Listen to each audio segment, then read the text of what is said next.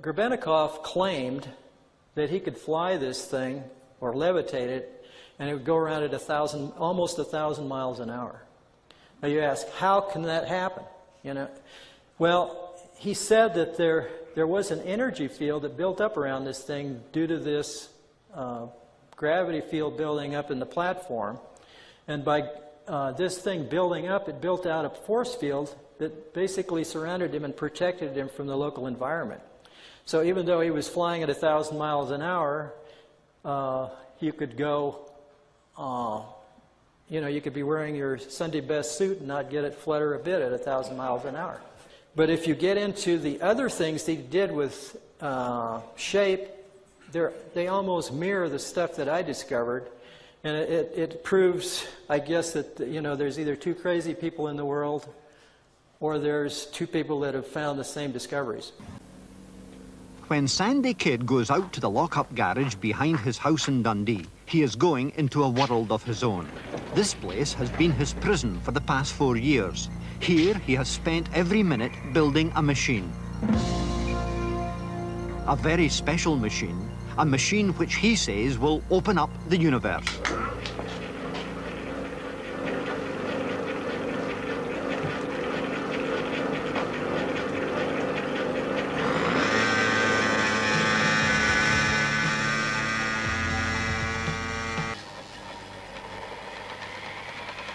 Sandy's machine is all about gyros, a gyro being anything that spins round on the end of a rod.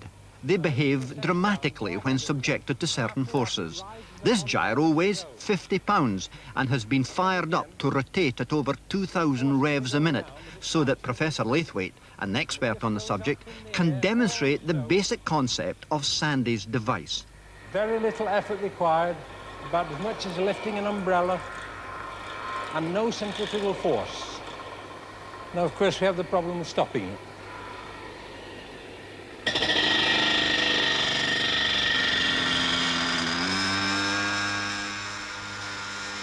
Professor Laithwaite studied Sandy's machine at the Imperial College of Science and Technology in London. Although known as an international authority on electrical engineering, the professor's know-how in gyroscopes has always led him to believe in the concept of a machine like this, a device based on gyroscopes which could produce a genuine lifting force.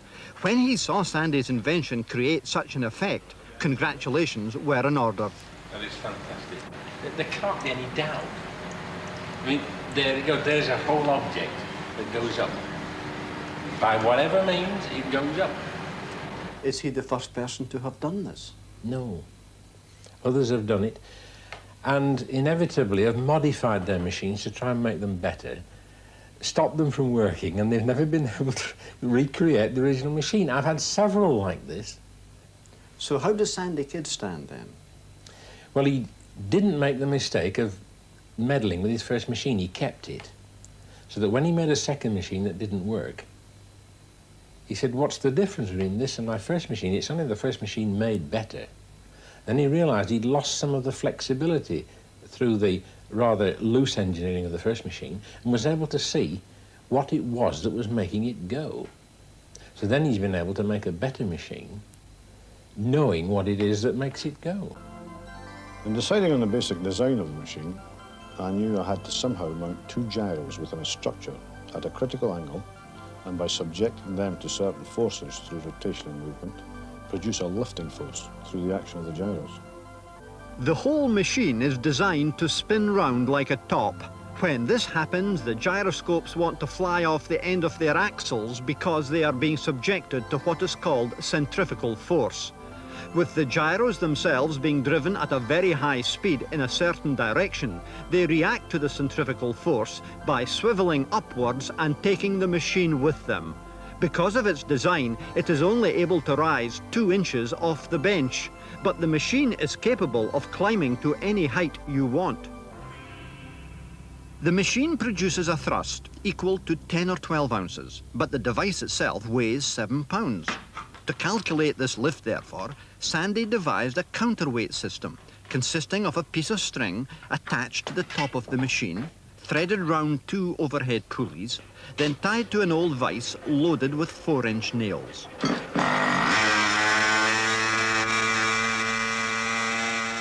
When the machine lifts, Sandy gradually removes nails until the device starts to drop.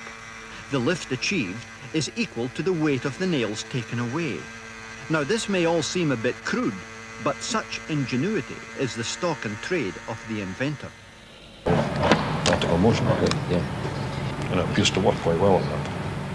Professor Laithwaite is himself a great visionary, a man who has constantly sought to push back the barriers of technology. Now, Sandy's machine, where it differs, is that he's produced a force by converting some angular momentum, which is easy to generate from things like nuclear submarines engines. And if you can convert angular momentum into linear momentum and propel yourself forward without shoveling material out of the back, then you could go to the next galaxy on a teaspoonful of uranium. The professor's experience with similar projects convinced him that Sandy's idea could only be developed with proper funding. This meant contacting someone who could match bright ideas with venture capital. Such a person was Martin Rose, a high-technology consultant who chose America as the place to test reaction to Sandy's machine. But why go to America? Well, first of all, America is the land where dreams come true. You have a film star who's now a president, so anything's possible. And logically, therefore, it's a place where a reactionless motor, which sounds like an absurd idea, should be presented. There's no problem with gaining attention. There's no problem with funding an idea like that. The key issue is its application, the verification of that idea, and who verifies it. And if you're raising money to set up a company to drive an applications development team, you have to have the right people. The Americans recommended university research, and that is what is now happening at Dundee, where Sandy has been awarded a consultancy. He is one of a university research team trying to establish how exactly the machine is producing its lifting force and whether that force can be made more powerful. This investigative work is being carried out under some security in a small lock-fast laboratory tucked away in the basement region of the university's engineering block. Working alongside the inventor is Dr. Ian Davidson, a lecturer in mechanical engineering who specialises in dynamics.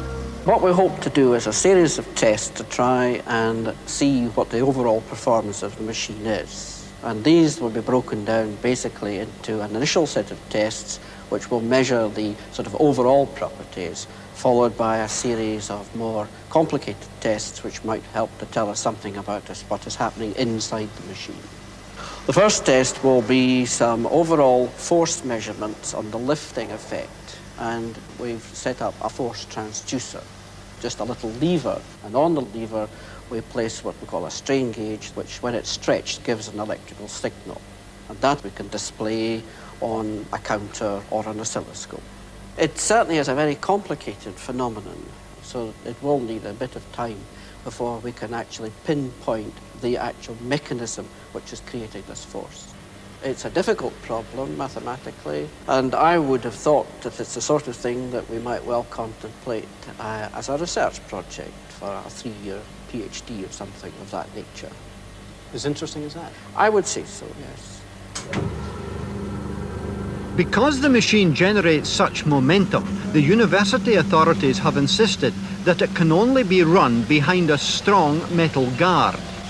This caution over the safety aspect of the device is matched by Dr. Davidson's own reserve when he is asked if Sandy's machine will provide mankind with a new source of energy. I would prefer to answer that question some considerable time later when we have a much clearer idea of what the machine actually does and the extent of this phenomenon.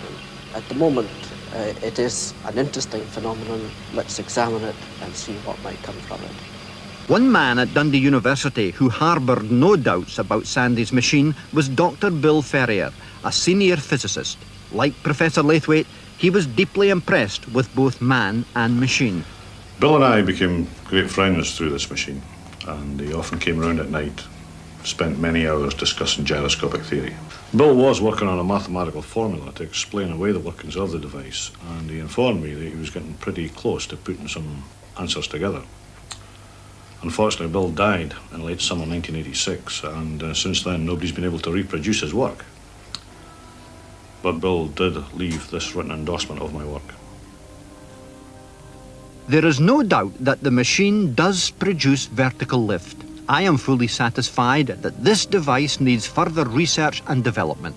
I have expressed myself willing to help Mr. Kidd, whose engineering ability is beyond question and for whom I have now the greatest respect. I do not as yet understand why this device works, but it does work. The technological possibilities of such a device are enormous.